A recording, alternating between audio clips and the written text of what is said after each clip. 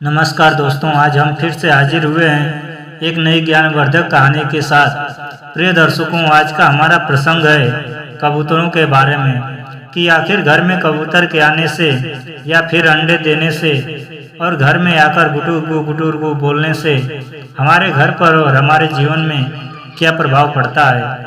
दोस्तों, घर में कबूतर के आने से व्यक्ति गरीब होता है या फिर उसका भाग्य दौड़ता है या फिर व्यक्ति अमीर होता है। आज हम इस वीडियो के माध्यम से बताएंगे कि घर में कबूतर के आने से या कबूतर को पालने से घर की धन दौलत बढ़ती है या फिर घटती है।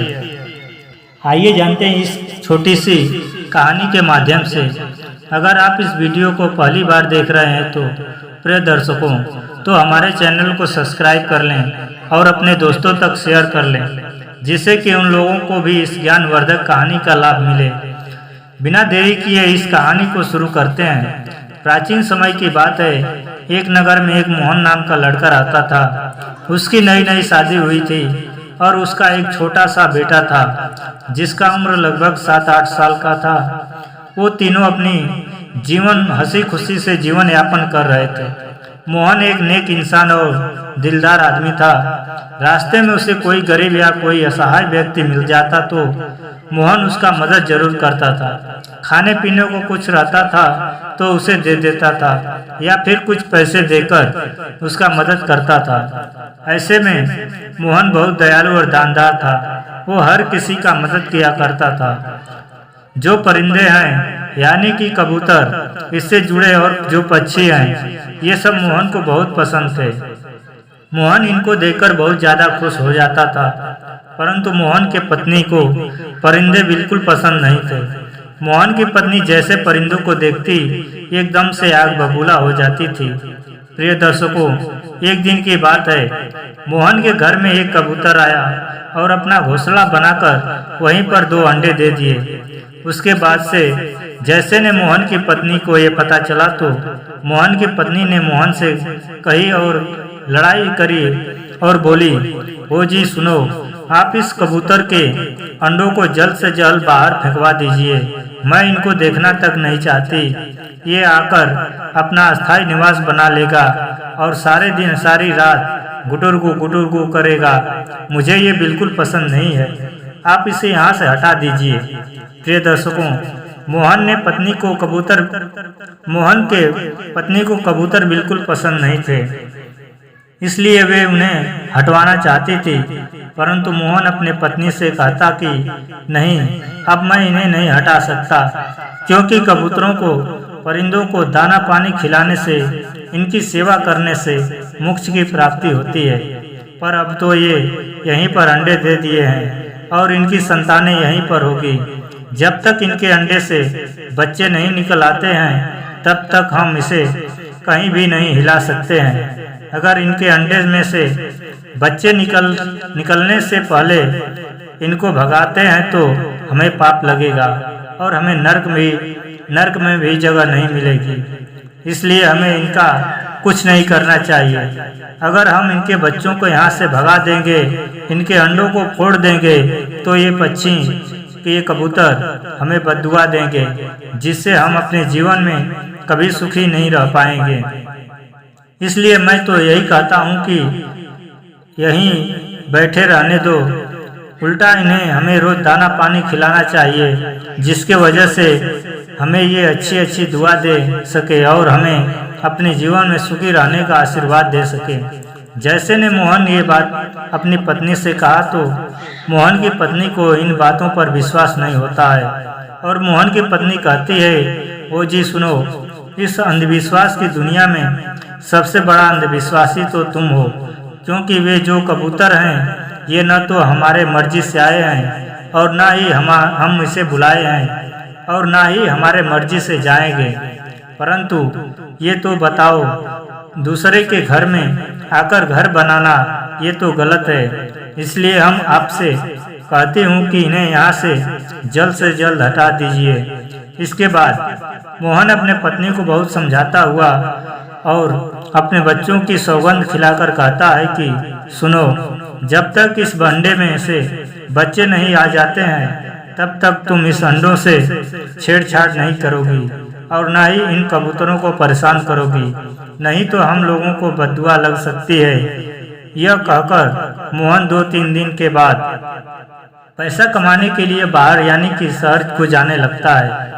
और जैसे मोहन जाने लगता है तो अपने पत्नी से कहता है, सुनो, मैं शहर को जा रहा हूँ, मेरे बेटों को ध्यान रखना और जो कबूतर ने अंडे दिए हैं उन अंडों का ध्यान रखना, और किसी को मत बताना कि कबूतर यहाँ पर अंडे दिए हैं, नहीं तो कोई भी इसे छेड़खानी कर सकता है। और इस कबूतर को समय समय पर दाना पानी खिलाते रहना। खैर मोहन की पत्नी इन बातों को तो नहीं मानती, लेकिन मोहन के द्वारा दिए गए सौगंध के कारण माया जाल में फंसी हुई थी और मजबूरन उस कबूतर की सेवा करनी पड़ती थी। प्रिय दर्शकों, मोहन का जो लड़का था वो बहुत ही शरारती था। मोहन का बेटा सोचता था कि पिताजी शहर को चले गए हैं और माँ कहीं बाहर चली जाती तो मैं सीढ़ी लगाकर ऊपर चढ़कर देख लूं कि आखिर ये कैसे हैं। इसके बाद मोहन की पत्नी पनघट पर पानी भरने को चली जाती है। उसके बाद मोहन का लड़का अकेला घर पर हो जाता है और फिर उसके बाद वह सीढ़ी पर चढ़कर धीरे धीरे उन कबूतरों के अंडों तक पहुंच जाता है। और जैसे ही कबूतरों के अंडों तक पहुंचता है तो उन अंडों को देखने लगता है और उन्हें निहारने लगता है और उन्हें अपने हाथों में लेकर बहुत खुश हो जाता है और कहता है, वे देखने में कितने सुंदर हैं। इतने में उसकी माँ अचानक से आ जाती है और देखती है कि उसका बेटा सीढ़ी लगाकर ऊंचाई पर चढ़ा हुआ है और कबूतरों के अंडों को अपने हाथ में लिए हुआ है।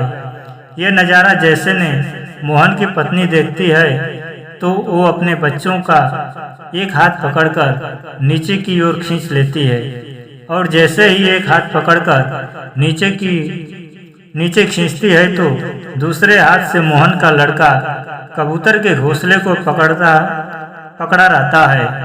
और जब मोहन की पत्नी लड़के को खींचती है तो उसके साथ साथ कबूतर का घोंसला नीचे गिर जाता है और उसमें से अंडे नीचे गिरकर फूट जाते हैं और मोहन के लड़के का हाथ में एक अंडा जो रहता है वो भी नीचे गिरकर फूट जाता है। इसके बाद मोहन की पत्नी अपने लड़के को खूब मारती पीटती है और कहती है कि हमने तुमको मना किया था ना, इन अंडों को नहीं देखना है, इतनी ऊंचाई तक नहीं चढ़ना है, लेकिन हमारे लाख मना करने के बावजूद तुम इन अंडों को क्यों देखने को गया।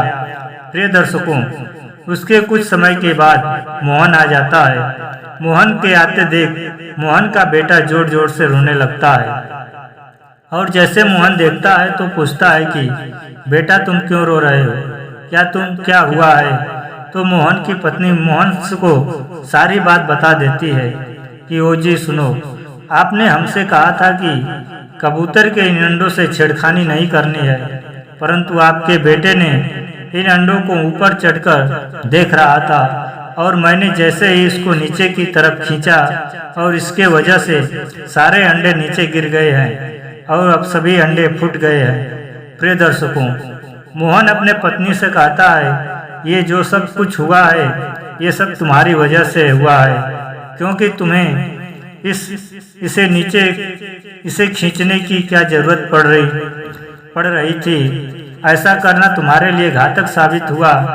प्रिय दर्शकों, इसके बाद कबूतर भी अपने घोंसले के पास आ जाता है और देखता है कि उसके सारे अंडे फूटे हुए पड़े हैं और फिर कबूतर देखकर करे तो क्या करे, और वो फिर बहुत दुखी हो जाता है और मोहन अपने पत्नी को बहुत डांट फटकार लगाता है और कहता है, देखना ये कबूतर तुम्हें किसी न किसी रूप में बद्दुआ और श्राप जरूर देगा और तुमने जिस प्रकार से इसे रुलाया है उसी प्रकार से ये तुम्हें रुलाएगा।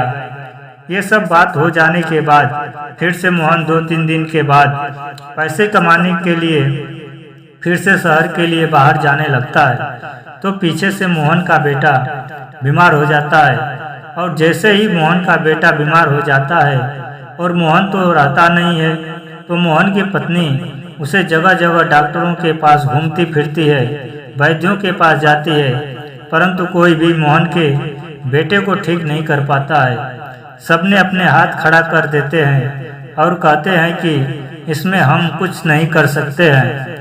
मोहन के पत्नी को इधर उधर डॉक्टरों के पास घूमते फिरते सुबह से शाम हो गई, पर उसका इलाज नहीं हो सका था। उसके बाद मोहन आता है और फिर वह अपने बेटे को एक बड़े से अस्पताल में भर्ती करवाता है, परंतु वहां पर भी मोहन के बेटे का इलाज नहीं हो पाता है और डॉक्टरों ने कहते हैं हम इसे बचा नहीं सकते हैं, पर कोशिश जरूर कर सकते हैं। प्रिय दर्शकों, उसके बाद मोहन की पत्नी मंदिर चली जाती है और अपने गलती का भगवान से माफी मांगती है कि हे प्रभु, चाहे हम अपने जीवन में कैसा भी पाप किया हो, परंतु मेरे बच्चे को कुछ नहीं होना चाहिए।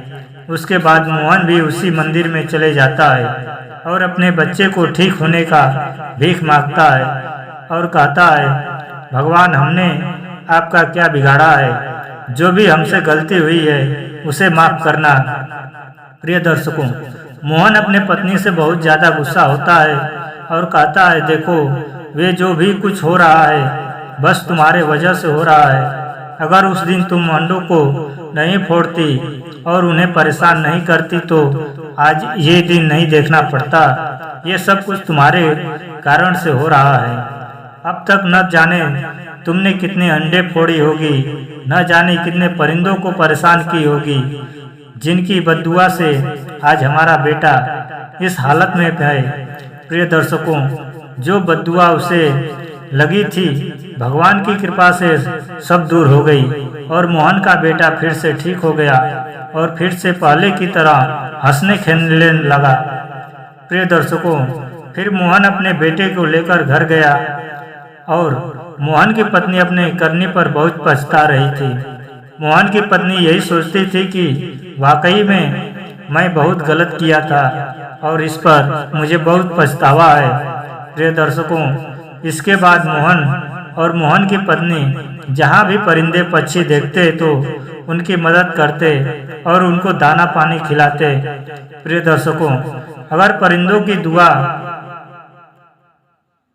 प्रिय दर्शकों, अगर परिंदों की बद्दुआ लग जाए तो कहते हैं कि वो किसी नरक से कम नहीं है, और परिंदों की दुआ मिल जाए तो कहते हैं कि जीवन में सुखी और सफल इंसान बन सकते हो, कि आप जीवन में कभी सोचा तक नहीं होगा। किंतु अगर किसी को परिंदों की बद्दुआ लग जाए तो वो किसी नरक से भी बुरा होगा। प्रिय दर्शकों, उसके बाद वो खुशी खुशी जीवन जीने लगते हैं और परिंदों की सेवा करने लगते हैं। प्रिय दर्शकों, बता दें कि ये जो कबूतर आपके घर में आते हैं और आप इन्हें दाना पानी खिलाते हैं या आपके घर में रहते हैं और आप वहाँ पर अंडा देते हैं तो उसे शुभ माना जाता है, परंतु कबूतर आपके घर में आने के बाद गुटुरगु करते हैं तो इसे अशुभ माना जाता है। कहा जाता है कि फिर उस घर में सुख समृद्धि नहीं रहती है। या तो कबूतरों को अपने घर में पालो ही मत, अगर उन्हें पालते हो तो दाना पानी खिलाओ और उन्हें घर के दक्षिण दिशा की ओर रखो। आपके घर में सदा सुख समृद्धि बनी रहेगी। प्रिय दर्शकों, हम उम्मीद करते हैं कि ये छोटी सी बात ज्ञानवर्धक कहानी अच्छी लगी होगी। प्रिय दर्शकों, आप इस चैनल पर पहली बार आए हैं तो हमारे चैनल को लाइक और सब्सक्राइब कर दें। हो सके तो अपने दोस्तों तक शेयर जरूर कर दें, जिससे कि उन लोगों तक भी यह ज्ञानवर्धक बात पहुंच सके। मिलते हैं अगली वीडियो में। धन्यवाद।